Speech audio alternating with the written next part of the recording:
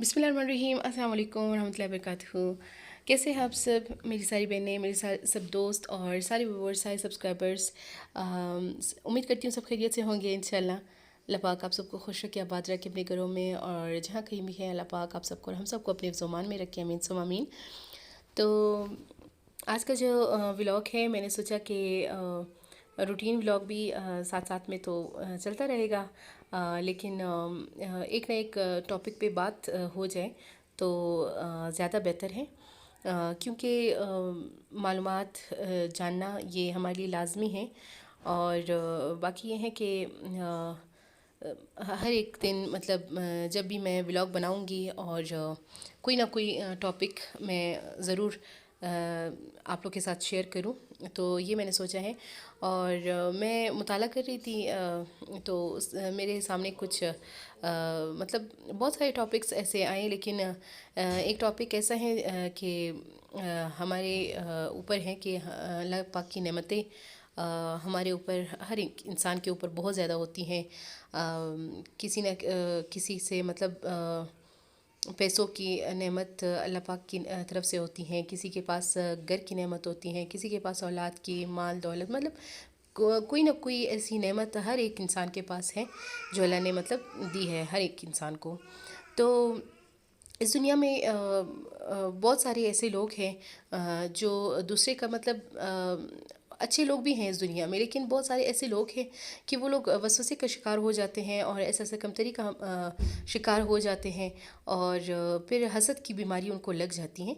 तो ये बहुत सी मतलब बहुत सारे लोगों में बहुत सारे लोग तो इस चीज़ का मतलब शिकार नहीं होते, लेकिन अक्सर लोग ऐसे हैं कि मतलब वो लोग दूसरों की मतलब अगर दूसरों को अल्लाह पाक ने जो नेमत दी है उस पर नाखुश हो जाते हैं।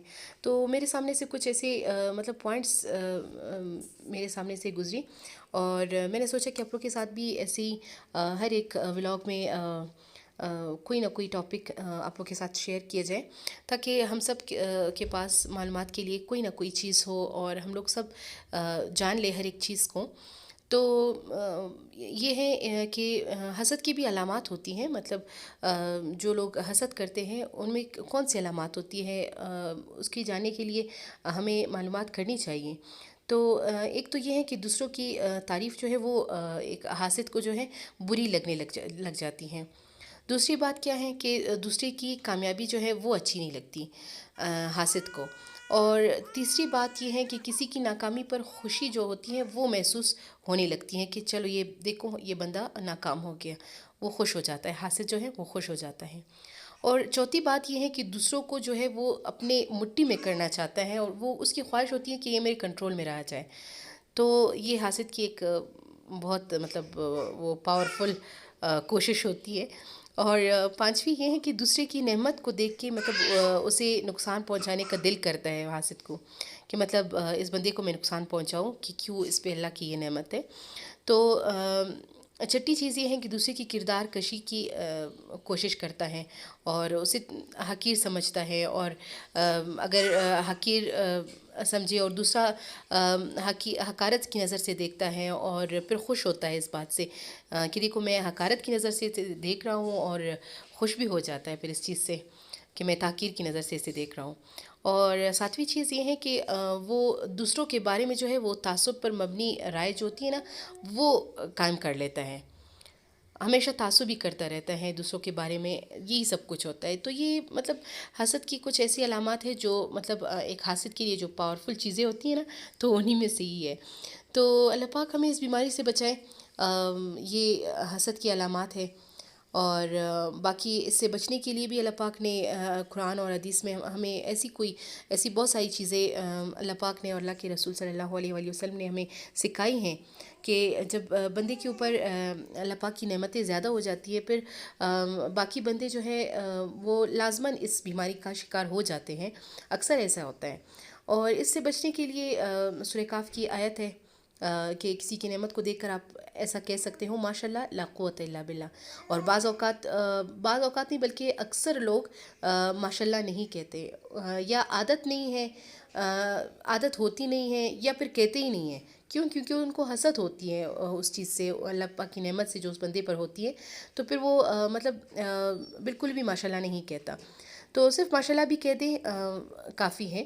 اور باقی یہ ہے کہ دوسروں کی جو پسندیدہ چیز ہے ان کے لیے برکت کی دعا دینا، یہ بھی حدیث سے ثابت ہے کہ مسند احمد کی حدیث ہے کہ بارک اللہ فیہ، یہ لازمی کہنا چاہیے کہ کسی کی چیز کو، نعمت کو دیکھ کے اللہ پاک نے اس بندے پہ نعمت کر رکھی ہے تو چلو بارک اللہ فیہ کہہ دیں.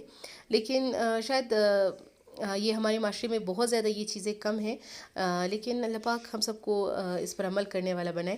اور تیسری چیز یہ ہے کہ بہت ہی آسان، مطلب اگر وہ بارک اللہ فیہ، ماشاء اللہ، لا قوت الا باللہ یہ نہ کہے تو موعظتین جو ہے قرآن پاک کی 30ویں پارے میں آخری دو صورتیں جو ہیں، سورہ فلق، سورہ ناس، وہ پڑھ لیا کریں. ترمذی شریف کی حدیث ہے کہ وہ پڑھ لیا کریں. یہ حسد سے بچنے کے لیے ساری چیزیں ہیں. تو ہر ایک چیز اللہ پاک نے اور اللہ پاک کے رسول صلی اللہ علیہ وسلم نے ہمیں بتائی ہیں، لیکن بس یہ ہے کہ ہمیں مطالعہ کرنا چاہیے، ہمیں معلومات حاصل کرنی چاہیے، دوسروں تک پہنچانا چاہیے. عام باتیں تو ہم لوگ روزانہ ہی کرتے ہیں، ہر ٹائم کرتے رہتے ہیں، لیکن کوئی ایسی باتیں ہوں کہ ایک دوسرے کو اس سے فائدہ پہنچ سکے، تو ہمیں چاہیے کہ ہم ایک دوسرے کو فائدہ پہنچائیں. باقی یہ ہے کہ جو اللہ کے مکمل کلمات کے ذریعے پناہ مانگنا، وہ کیسے ہو سکتا ہے؟ نبی کریم صلی اللہ علیہ وسلم حضرت حسن اور حضرت حسین رضی اللہ عنہما کے لیے پناہ طلب کیا کرتے تھے اور فرماتے تھے کہ تمہارے بزرگ دادا ابراہیم علیہ السلام بھی ان کلمات کے ذریعے اللہ کی پناہ اسماعیل اور اسحاق علیہ السلام کے لیے مانگا کرتے تھے.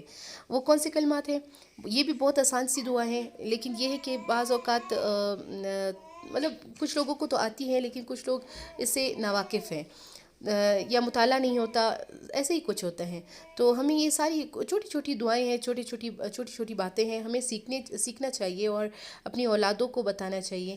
تو یہ دعا اعوذ بکلمات اللہ التامات من کل شیطان وہامہ ومن کل عین لامہ، یہ دعا کرنی چاہیے تاکہ ہر کوئی اللہ کی پناہ میں رہے، نظر بد سے، حسد سے، ہر ایک چیز سے. تو یہ ساری چیزیں ہیں جسے مطلب ہمیں جائزہ لینا چاہیے، اپنے رویوں کا اپنے اندر جھانکنا چاہیے کہ ہم میں تو یہ چیزیں نہیں ہیں. حسد کی جو علامات میں نے بتائی کہ یہ چیزیں تو ہمارے اندر نہیں ہیں، اگر ہے تو اسے نکالنا چاہیے، یہ بھی بیماری ہے. تو کسی کی نعمتوں کو دیکھ کر خوش ہو جانا چاہیے اور کسی کو برکت کی دعا دینا چاہیے. یہ سب کچھ سکھایا ہوا ہے ہمارے پیارے نبی صلی اللہ علیہ وآلہ وسلم نے، سب کچھ سکھایا ہے. لیکن یہ ہے کہ ہمارے اوپر ہے کہ ہم لوگ اسے دیکھیں، ہم لوگ مطالعہ کریں، ہم لوگ سیکھیں، ہم لوگ یاد کریں ان چھوٹی چھوٹی باتوں کو، چھوٹی چھوٹی حدیثوں، دعاؤں کو، اور لوگوں تک پہنچائیں. یہی ہم کس لیے آئے ہیں، کس مقصد کے لیے اس دنیا میں آئے ہیں. یہ دنیاوی کام تو ہوتے رہیں گے، سب کچھ ہوتا رہے گا، دنیاوی باتیں ہوتی رہیں گی، سب کچھ ہوتا جائے گا، لیکن یہ ہے کہ ہمارے جو معلومات ہے وہ ہمیں حاصل نہیں ہے، اور جو ضروری باتیں ہیں، ضروری دعائیں ہیں، چھوٹی چھوٹی دعائیں ہیں جس سے انسان کی زندگی سنور بھی سکتی ہیں، خراب بھی ہو سکتی ہیں، یہ سب کچھ ہمیں جاننا چاہیے، یہ معلومات ہمیں حاصل کرنی چاہیے. تو یہ دنیا اور آخرت کی بہتری کے لیے یہ سب کچھ ہمیں سیکھنا چاہیے، یہ ساری دعائیں، چھوٹی چھوٹی باتیں، سب کچھ.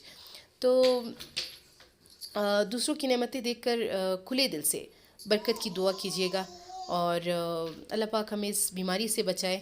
اور ہمیشہ موت کو یاد رکھنا چاہیے، کیونکہ اس سے بھی حسد کا جو علاج ہے یہ ہو سکتا ہے. استغفار کرنا چاہیے اور اللہ پاک سے دعا کرنا چاہیے کہ اللہ پاک ہم سے یہ وسوسے اور یہ حسد کی بیماری دور کرے. اگر انسان کو پہلے اپنے آپ کو یہ دیکھنا چاہیے کہ ہمارے اندر تو یہ چیزیں نہیں ہیں، اگر ہے تو ہمیں یہ سب کچھ کرنا چاہیے، اپنا علاج کرنا چاہیے. علاج ایسے ہی ہوتا ہے کہ ہمیں موت کو بہت زیادہ یاد رکھنا چاہیے اور استغفار کرنا چاہیے، اللہ سے دعا کرنی چاہیے کہ اللہ پاک ان سب بیماریوں سے نجات دے ہمیں.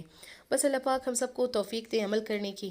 اور باقی یہ ہے کہ روٹین ولاگس ہے وہ تو عام سی دنیاوی کام ہیں، چلتے رہیں گے، لیکن میں چاہتی ہوں کہ روزانہ ولاگ میں ایک نہ ایک ٹاپک پہ بات ہو جائے، آپ لوگ کے ساتھ شیئر کیا جائے. تو باقی یہ ہے کہ اگر آپ لوگ کے ذہن میں بھی کوئی ایسا ٹاپک ہے تو ضرور کمنٹ سیکشن میں مجھے بتائیں، پھر آپ لوگ کے ٹاپک پہ بھی انشاءاللہ بات ہوگی اور آپ سب کے ساتھ مطلب شیئر ہوگی انشاءاللہ.